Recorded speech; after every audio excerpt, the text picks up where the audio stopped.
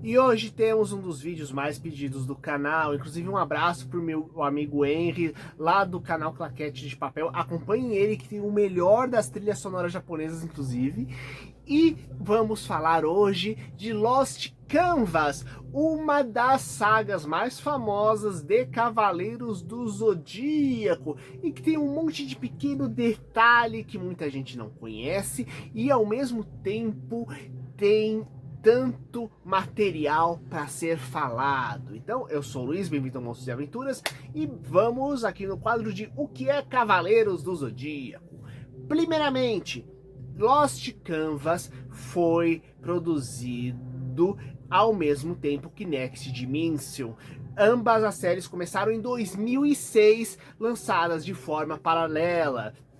E o que acontece é que a Shiori, a mangaka, foi fazendo justamente o Lost Canvas, e em paralelo tínhamos o Masami Kurumada fazendo o mangá Next Dimension, sendo que em ambos tínhamos os Cavaleiros do Zodíaco sendo mostrados numa grande guerra entre os deuses no século XVII, porém seguindo linhas completamente diferentes. E por que isso se dá? O que acontece é que Next Dimension é a continuação oficial de Cavaleiros do Zodíaco, então tínhamos cenas alternando entre o passado distante e o presente, né, até ser nos revelado toda uma questão de viagem no tempo. E em Lost Canvas vai ser mostrado também uma coisa relacionada com o tempo, mostrando como diabos existem duas linhas do tempo paralelas justamente dessa era do século XVII. Então, vamos começar então. Qual é a proposta de Lost Canvas? Aqui nós temos três personagens principais, que são Tema, Alone e Sasha. Os três são órfãos que eram muito amigos quando pequenos, e o que acontece é que Sasha inclusive fez uma pulseirinha de flores como símbolo da amizade entre os três. Porém, eles acabam se distanciando, e o que acontece é que Sasha é levada para ser treinada para despertar seu poder e sua identidade como Athena, a reencarnação da grande deusa da sabedoria e da guerra, enquanto Tema acaba despertando seu poder defendendo seu povoado e é levado para treinar para ser um dos cavaleiros de Atena e receber a armadura ligada à constelação de Pégasus, inclusive mantendo toda a ideia de hierarquia de armaduras com poderes vindos da constelação e o poder vindo da energia do cosmo, né, que é a força residual do Big Bang que deu origem ao universo, que existe na obra original, né? E o que acontece? Só que o Alone, que era o mais bonzinho dos três e um exímio pintor, ele acaba sendo levado para outro caminho, onde um grupo de sacerdotes fala para ele sobre uma pintura perdida, Lost Canvas, a tradução para o inglês, né? Que estaria justamente numa igreja abandonada. E nessa pintura ele vê Hades, o senhor do submundo, submetendo a terra. E o que acontece, a partir daí ele começa a despertar parte do poder dele, porque ele é o hospedeiro de Hades, o poderoso senhor do submundo, que tem como desejo a dominação da Terra, porque ele acredita que o mundo está muito corrompido, e naturalmente ele vai ser o líder árduo capaz de pegar e fazer a humanidade para o caminho que precisa, né? E o que acontece? O poder místico de Deus da morte dele se combina com as habilidades artísticas, então ele começa a perceber que tudo que ele pinta morre. Tanto que uma das primeiras coisas que ele faz é justamente ao descobrir que o lendário cavaleiro de Pégaso é justamente lendário, diga-se passagem, tendo atrapalhado muito nas guerras santas anteriores, uma das primeiras coisas que ele faz, e eu acho que esse é um dos momentos mais interessantes, lembrando que eu não vou tentar dar muitos spoilers da história, só dar alguns momentos principais que eu acho interessante para entender como um todo, mas lembrando, Lost Canvas, nós temos sagas inteiras envolvendo cada um dos 12 cavaleiros dos signos do zodíaco dessa época. Então, tudo aquilo que eu for falar é quase sempre 1/10 do conteúdo total para vocês pegarem e curtirem na história. E o que ocorre? Alone, ele é praticamente dado como morto, né? Só que, na verdade, o Alone não, o tema de Pegasus, que o Alone mata, só que, na verdade, o que ele fez? Ele prendeu ele numa prisão no limbo, na divisa entre o mundo dos vivos e do mundo dos mortos. Afinal, se ele simplesmente morresse, o Alone, o tema, ele vou continuar reencarnando em algum momento, seja mais cedo ou mais tarde. Então, se ele prendesse a alma dele numa parte intermediária, ele ia pegar e conseguir impedir que ele atrapalhasse os planos dele, seja agora, seja se ele voltasse no futuro. Então, tem todo um capítulo muito legal, toda uma série de capítulos, na verdade, de resgate, onde os amigos que ele fez no treinamento, né, onde temos uma Amazona e junto com um Cavaleiro de Unicórnio, pegando e indo atrás dele, da alma dele justamente no limbo para poder pegar e conseguir resgatar. Sendo que o que ocorre é que ao longo da trama nós vemos o Hades tentar os mais diversos planos para poder pegar e atacar Athena, e cada um dos Cavaleiros de Ouro pegando e liderando as tropas com os demais, né, para poder pegar e desfazer esses planos, assim como ir destruindo pouco a pouco as táticas dos guerreiros de Hades. Por exemplo, todo o espectro, que são os Cavaleiros de Hades, quando mortos, após algum tempo, o Hades é capaz de pegar e sempre ressuscitá-los, afinal ele é Deus dos mortos. Então existe toda uma saga dos Cavaleiros de Ouro para poder pegar e criar um objeto mágico capaz de pegar e bloquear essa ressurreição contínua, dando apenas uma vida, como seria o normal, para os Cavaleiros do Hades, né? Ou, por exemplo, quando nós temos o Albafica de Peixes, né, que pega e vai lutar contra algum dos espectros mais poderosos e destrutivos, que está causando uma destruição imensa. E o que acontece? O próprio corpo do Albafica, ele exala continuamente veneno, então ele não pode nem ficar muito tempo, mais do que alguns minutos perto das pessoas, porque elas começam a ser envenenadas. Então a luta dele, quanto ele mais luta contra o cavaleiro, mais vai envenenando o ambiente. Inclusive, o próprio sangue dele é envenenado, por isso que ele é tão venenoso. Então cada sangramento do Albafica deixa a coisa cada vez mais tensa pro adversário que está perto dele, sabe? E temos com isso, né, as mais variadas também estratégias, né, como o momento onde temos, ao invés de apenas duas divindades malignas servindo o Hades, que é Hypnos e Thanatos, no material da saga original dos Cavaleiros, em Lost Canvas, descobrimos que Hypnos, o deus do sono, ele também tem seus servos, os oneiros. E o que acontece é que eles prendem as almas de pessoas que podem pegar e ser futuros empecilhos pro Hades dentro de sonhos eternos. E tudo isso leva a uma grande batalha, né? Envolvendo tanto o Cavaleiro de Sagitário quanto o Cavaleiro de Capricórnio, né?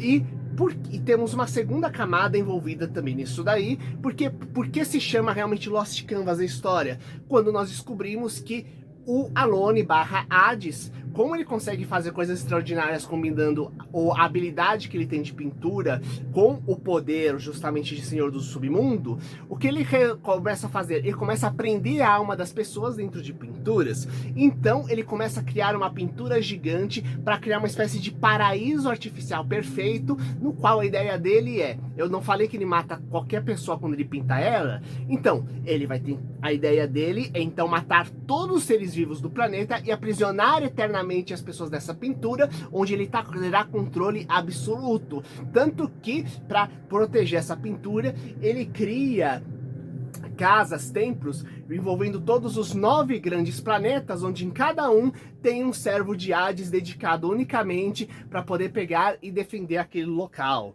Tanto que uma das sagas mais interessantes que eu acho que tem nos quadrinhos e não foi adaptado para anime é justamente a busca por todo o processo de construção de um navio mágico pela deusa Athena, para o pessoal pegar e com os cavaleiros conseguir invadir essa pintura gigante que está inclusive englobando a Terra, para conseguir pegar e justamente lutar contra as tropas, contra esse plano supremo do Hades dessa geração.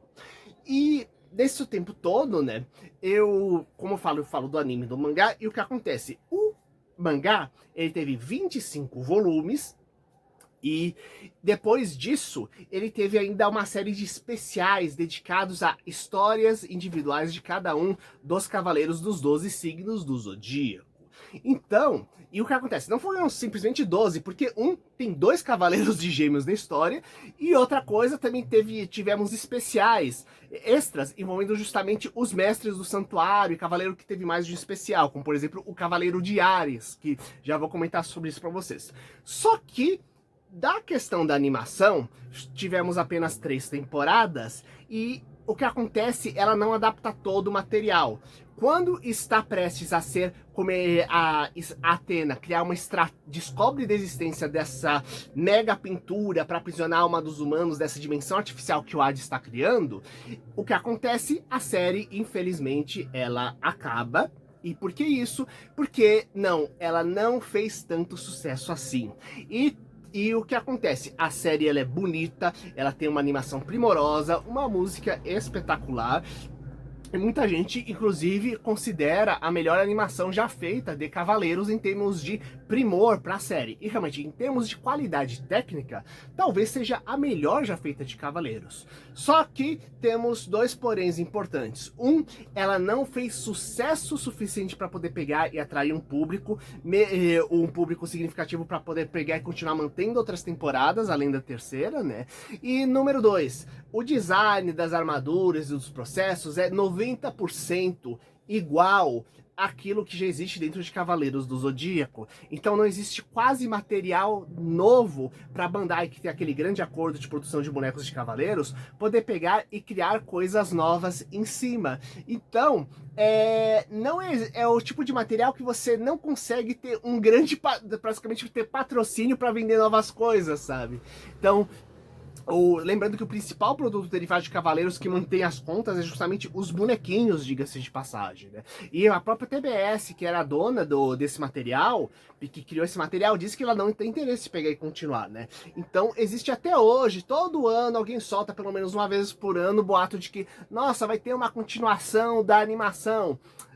A continuação de Lost Canvas existe em quadrinhos, né? Foi tudo feito primeiro em quadrinhos para depois pegar e começar a ser feita a animação, né? Lembrando uma outra coisa importante, por que eu falei dos especiais? Porque existe um problema, na minha opinião, a saga do Lost Canvas nos quadrinhos, que existe as 9 grandes batalhas finais contra justamente os 9 templos, certo?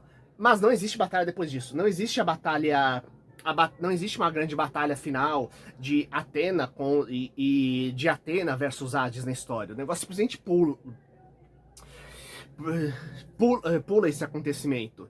E o que ocorre é que, na prática, a grande batalha final que acontece, ela ocorre nos especiais. Mais precisamente, Cavaleiros do Zodíaco Lost Canvas, depois que acabou os 25 volumes, pegou e teve os chamados Gaidens, que eram gibis, cada um com uma história completa, que tinha uma história mostrando um Cavaleiro de Ouro e ampliando a história de Cavaleiros do Zodíaco. Por exemplo, o primeiro mostra o Cavaleiro de Peixes e como foi o treinamento com o mestre dele e como ele teve que pegar e enfrentar uma invasão de zumbis justamente na ilha onde ele foi treinado, né? Já o dos Cavaleiro de Touro, né, é mostrado 3 gerações diferentes de Cavaleiro de Touro que enfrentam continuamente a ameaça de tentativa de um titã, de um antigo titã, né? Então começa antes de Lost Canvas, o volume, e paralelamente o volume, né, e termina depois com o sucessor justamente do Cavaleiro de Touro daquela geração. E o que ocorre? No caso do Cavaleiro, então tem histórias que passam tanto antes explicando algumas coisas, quanto em paralelo mostrando outras divindades e outras entidades aparecendo, né? Inclusive temos o fantasma de 2 deuses da guerra, por exemplo, que são uma das histórias mais interessantes para mim, na minha opinião. E o que ocorre? Tem nos 2 volumes que tem o Ares, que eu aconselho muito pegar os 2 depois de você ter já concluído o mangá do Lost Canvas, e se você gostar deles depois para você ver mais historinhas, você compra mais os outros guides, mas se você quiser a grande conclusão mesmo que explica muita coisa, você vai lá. E por que isso? Uma coisa que eu não comentei na história de Lost Canvas é o seguinte: temos um momento onde a gente descobre que o verdadeiro inimigo, assim, o Hades está atacando as pessoas, só que existe uma entidade maior manipulando tudo, eu não vou falar quem é essa entidade que está quem é a identidade civil dessa entidade e como ele está manipulando as coisas, mas descobrimos que existe um irmão mais maligno do Cronos, o deus do tempo. Essa entidade chamada Kairos tá manipulando as coisas para a realidade ir numa direção diferente, causar o caos, para com isso ele conseguir libertar os seus poderes dele por completo e causar uma guerra divina total para conseguir assumir o trono. A ideia básica é que na mitologia grega nós tivemos Urano como senhor do universo, nós depois depois dele ele foi chutado pelo filho dele que era o Cronos, e depois o Zeus chutou o Cronos fora porque era um tirano também. Então, o que acontece? E aqui é colocado como existindo ainda por cima o Cronos tendo um irmão que tentou tomar o poder, e esse irmão era o Kairos. Então é que ele é pegar, voltar de volta para conseguir dominar o universo. Só que ele tá cheio de... tá dentro de todo um sistema de aprisionamento e tá precisando sair de lá. Então ele precisa meio que reestruturar a realidade para conseguir se libertar e quer criar o próprio universo dele como o irmão fez quando ele derrubou Urano e remodelou a própria realidade, né?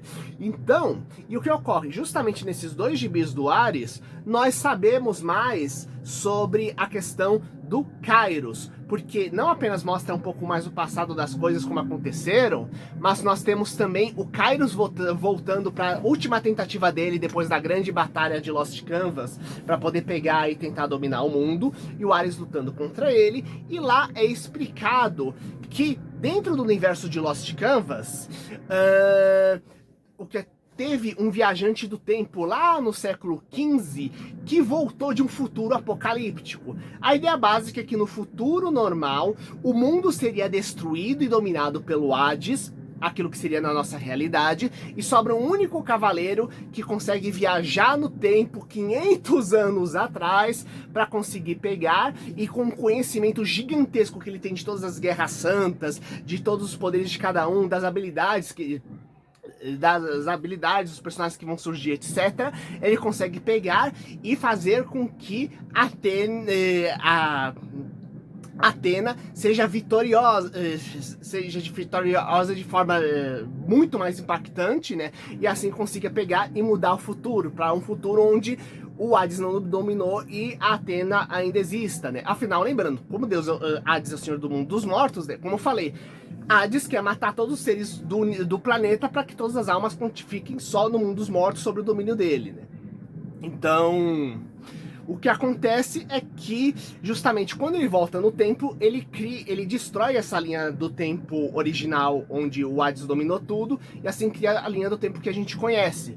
Só que o que acontece é que, com essa perturbação do fluxo do tempo tão grande, o Kairos, que estava preso, ele consegue se libertar parcialmente para conseguir fazer as influências dele. Então, com isso, Lost Canvas seria a linha do tempo criada pela intervenção do Kairos, para criar uma linha do tempo onde ele tentasse pegar e triunfar.